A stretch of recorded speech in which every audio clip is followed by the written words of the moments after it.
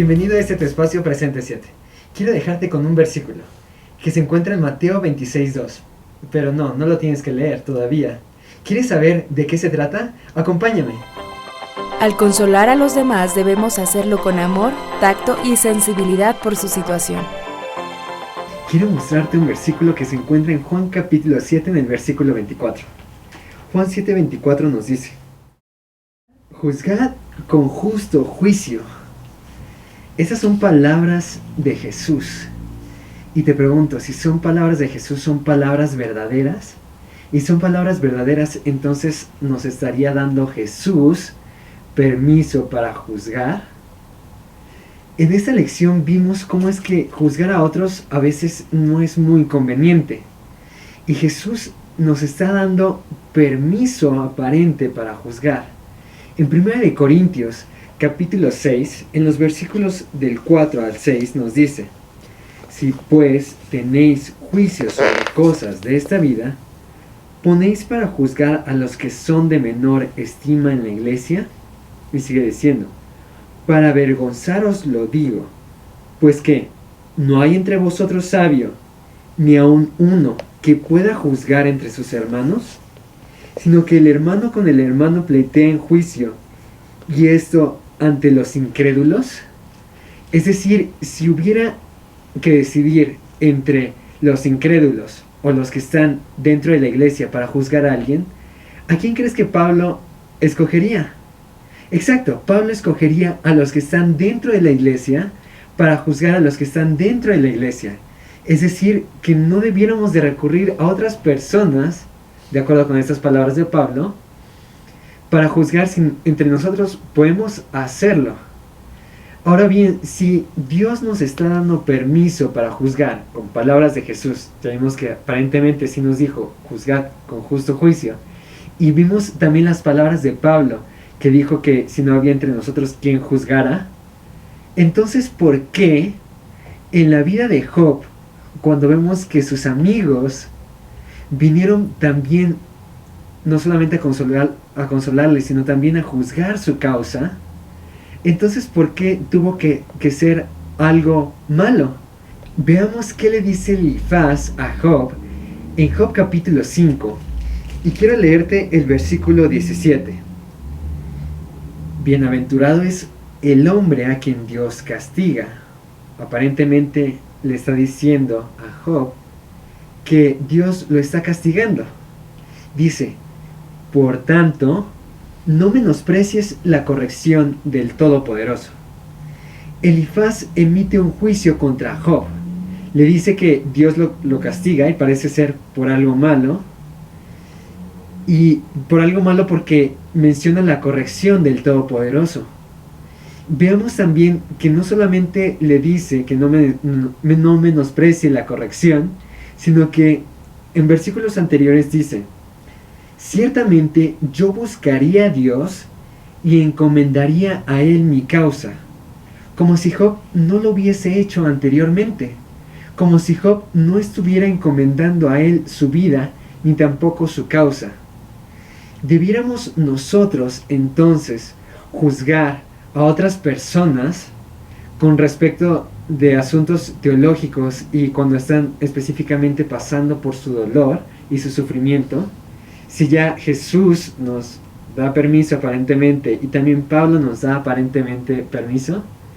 Bueno, si tenemos permiso o no para juzgar, quiero leerte Filipenses capítulo 2. Filipenses capítulo 2, en los versículos 2 al 4, nos dice, leemos desde el 1. Por tanto, si hay alguna consolación en Cristo, si algún consuelo de amor, si alguna comunión del Espíritu, si algún afecto entrañable, si alguna misericordia, completad mi gozo, sintiendo lo mismo, teniendo el mismo amor, unánimes, sintiendo una misma cosa. No hagáis nada por contienda o por vanagloria, antes bien con humildad, estimando cada uno a los demás como superiores a él mismo, no mirando cada uno por lo suyo propio, sino cada cual también por lo de otros. Evitemos dar consuelo en el dolor ajeno con grandes discursos. El corazón sufriente no los necesita. En esta lección vimos cómo es que 3 amigos de Job, que aparentemente eran muy buenos amigos porque vinieron a consolarle, dijeron palabras contra él que aparentemente no eran tan buenas como parece. Veamos Santiago capítulo 3, versículo 2, y dice: porque todos ofendemos muchas veces. Si alguno no ofende en palabra, ese es varón perfecto, capaz también de refrenar todo el cuerpo. Resulta que cuando Job empieza a hablar, después de los 7 días de aflicción que él tuvo, resulta que el primero que habló fue Elifaz, y dijo en Job capítulo 4, en versículo 2, pero ¿quién podrá detener las palabras? Te pregunto, cuando tienes un amigo que está pasando por una aflicción o algún dolor y no tienes algo que decirle, ¿te callas? Pero cuando tienes algo que decirle, ¿podrías tú detener las palabras? Sin embargo, muchas veces creemos que tenemos algo que decir a otras personas, cuando en realidad no es así. Porque cuando estamos pasando por tormentos o sufrimiento, muchas veces no comprendemos exactamente lo que la otra persona está pasando. Ahora bien, si queremos defender a los amigos de Job, tendríamos que leer Job capítulo 2 desde el versículo 11.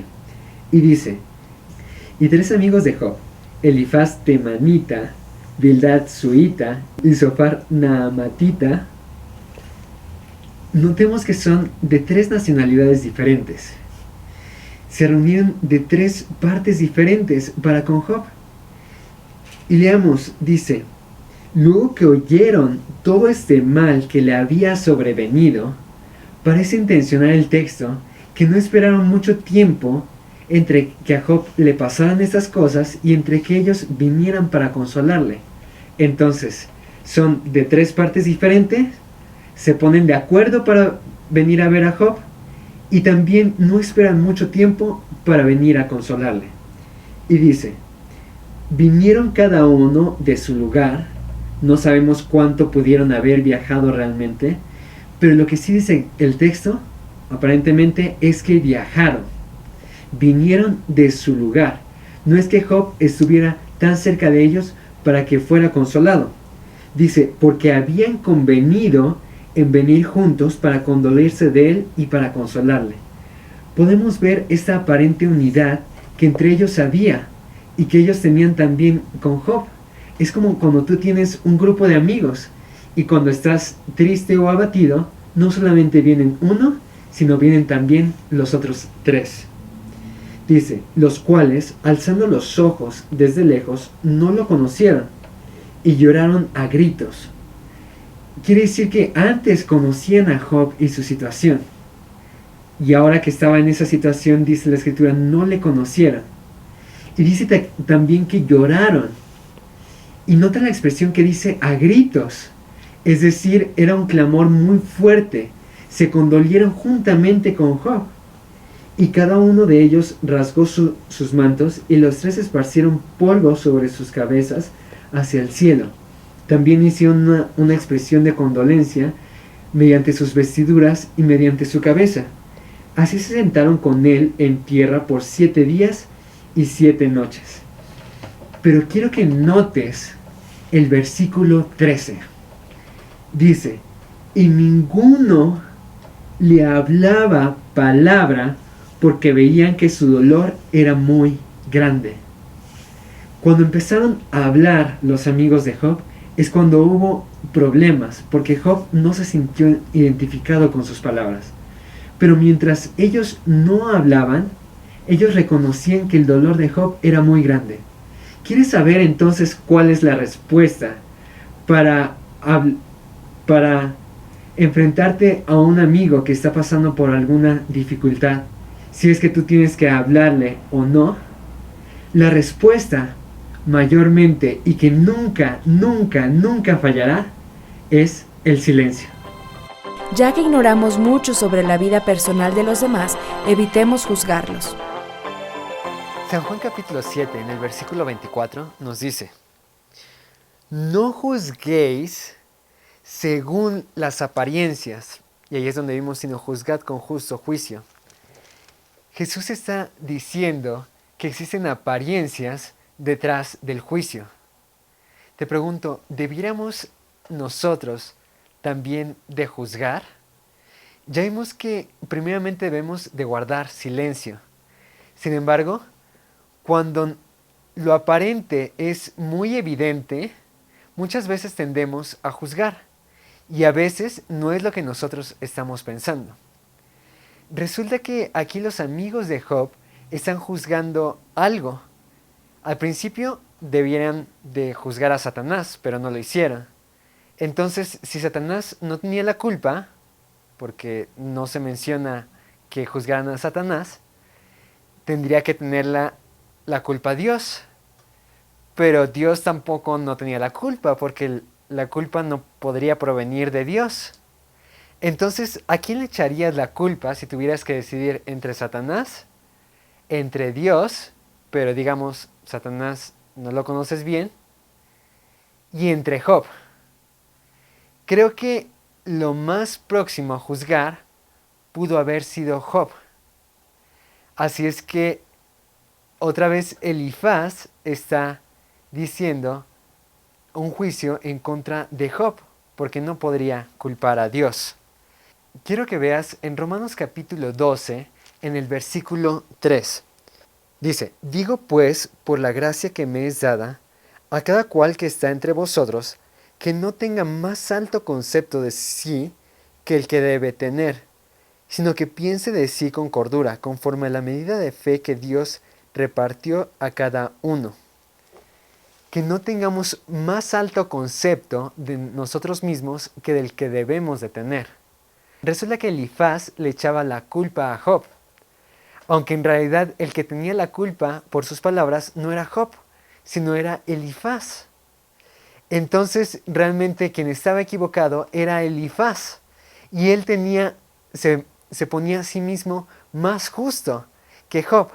¿Por qué digo que se ponía a sí más justo que Job? Resulta que en Job capítulo 4, versículo 7, leemos sus palabras: recapacita ahora, ¿qué inocente se ha perdido? Es decir, le estaba diciendo culpable a Job, porque él se estaba perdiendo. Y ahora, entonces, si Elifaz no se estaba perdiendo, Elifaz tenía que ser más justo que Job. ¿Notas cómo es que se ponía más justo que Job, al quien él estaba culpando? Por tanto, Mateo capítulo 7,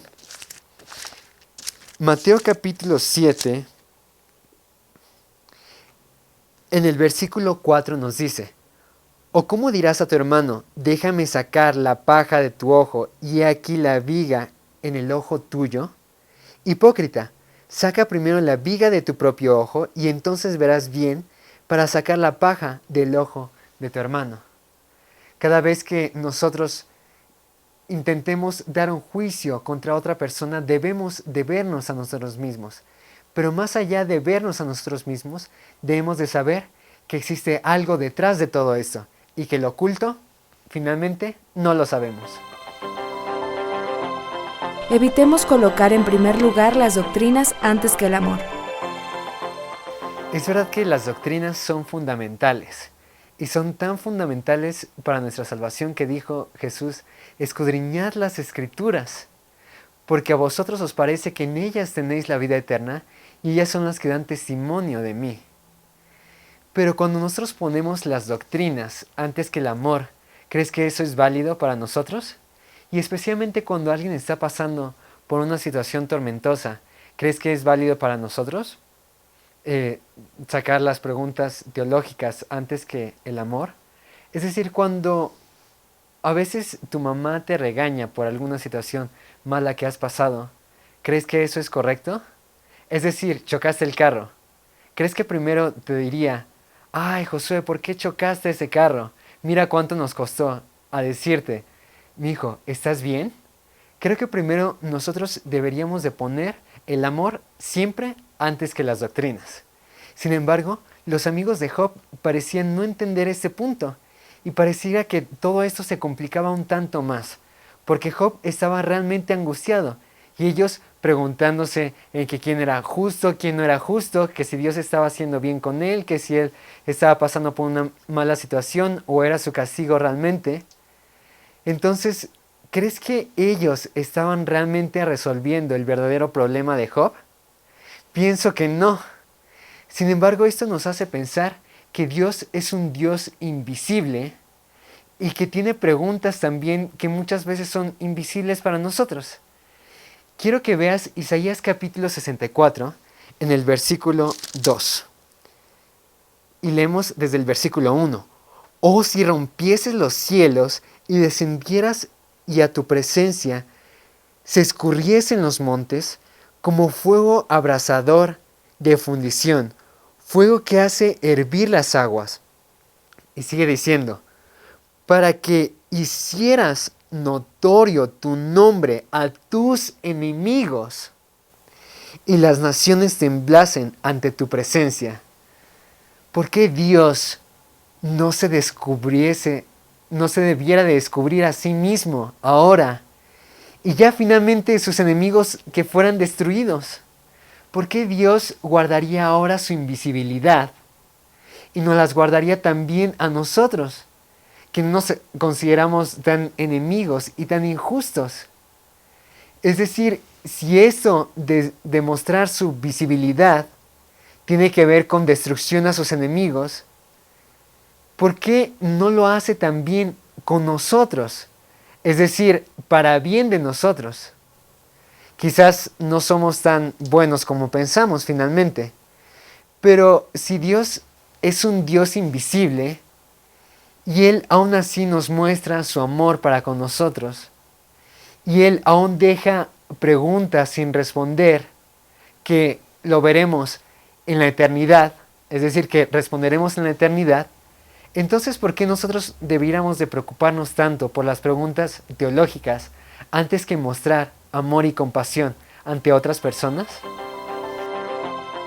Pidamos sabiduría a Dios para dar consuelo a los que sufren.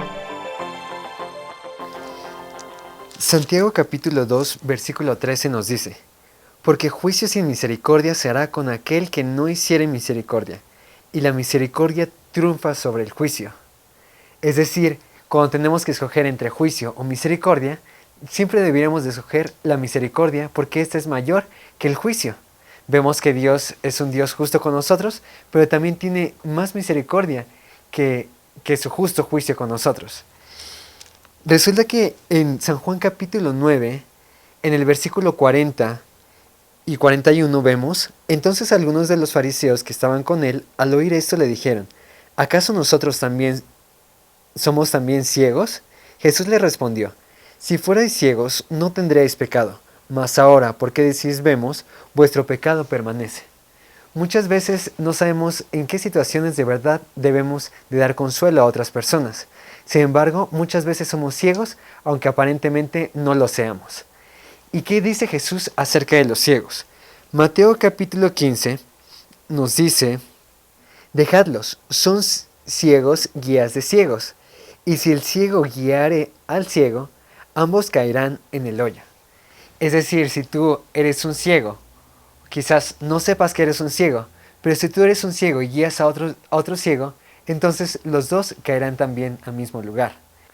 Sin embargo, en todo esto de juzgar a otras personas, te pregunto, Vicente, ¿cómo podemos reconciliar el concepto bíblico de exhortación con este asunto del juicio, de juzgar a los demás? Entonces surge la pregunta entre nosotros. A lo largo de la semana ya estudiamos acerca de los amigos de Job, haciendo énfasis especialmente en Elifaz. Qué curioso es que Elifaz llegara a intentar exhortar a Job, pero lo terminó juzgando. Entonces viene la pregunta hacia nosotros, ¿cómo podemos nosotros exhortar a alguien sin juzgarlo? Tenemos que analizar bien los dos términos. Primero analicemos la palabra exhortar. Según los diccionarios más populares, exhortar significa incitar a alguien a hacer algo, en este caso a hacer algo bueno. Tú puedes ayudar a que la gente haga cosas buenas. Eso es exhortar. Por su parte, juzgar está relacionado completamente a las actividades de un juez. Un juez valora o considera si las actividades de un ser humano son buenas o son malas.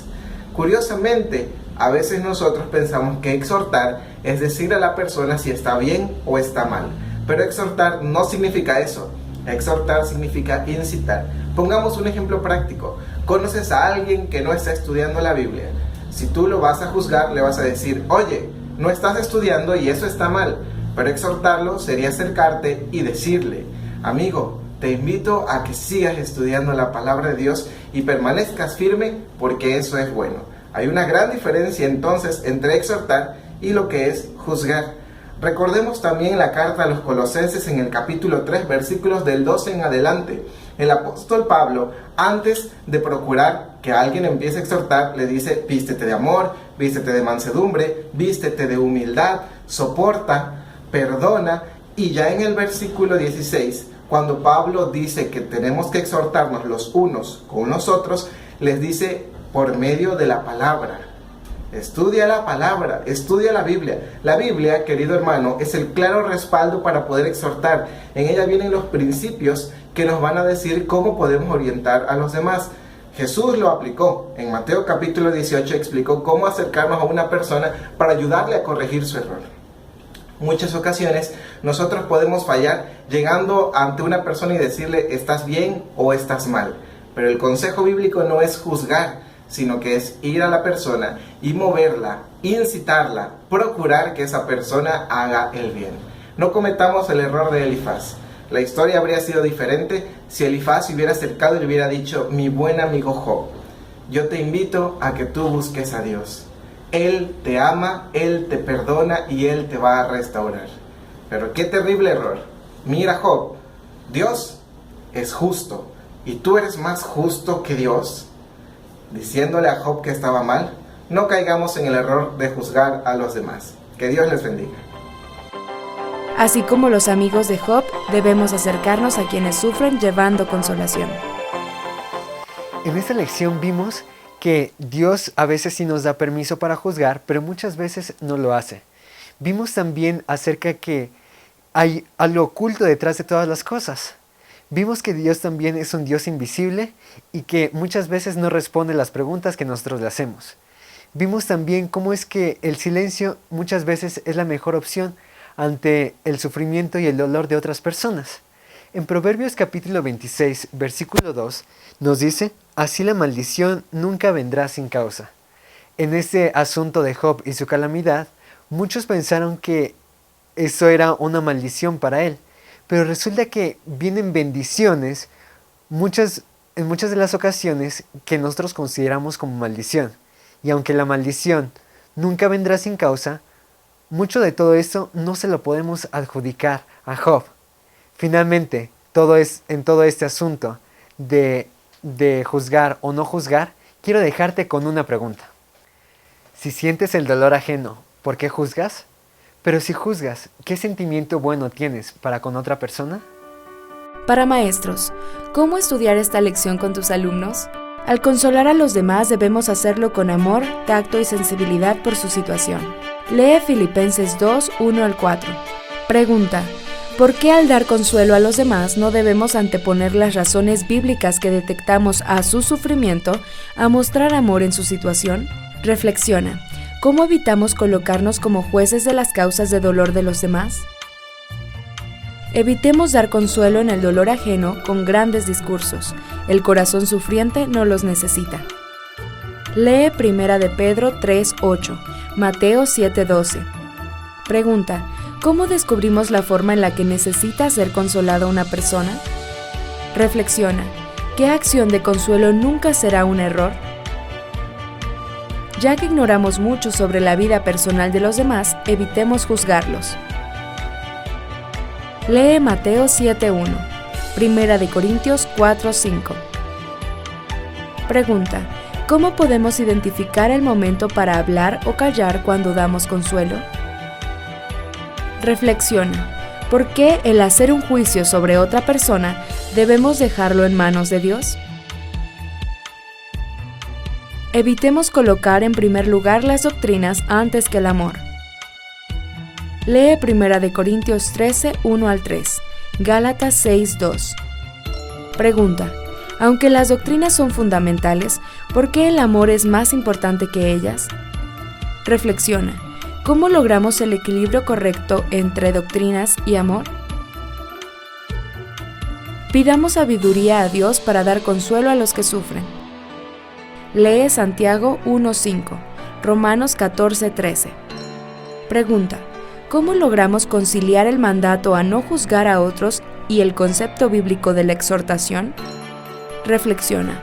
¿Por qué es tan fácil caer en el mismo razonamiento que usó Elifaz en su discurso? Deberíamos tratar de comprender la flaqueza de los demás. Sigue diciendo: no les digáis una sola palabra que ahonde su dolor. Al que se siente apesadumbrado por una vida de pecado, pero que no sabe dónde encontrar aliento, presentadle al Salvador compasivo. Tomadle de la mano, levantadle, decidle palabras de aliento y de esperanza. Ayudadle a asirse de la mano del Salvador. Esto fue Presente 7.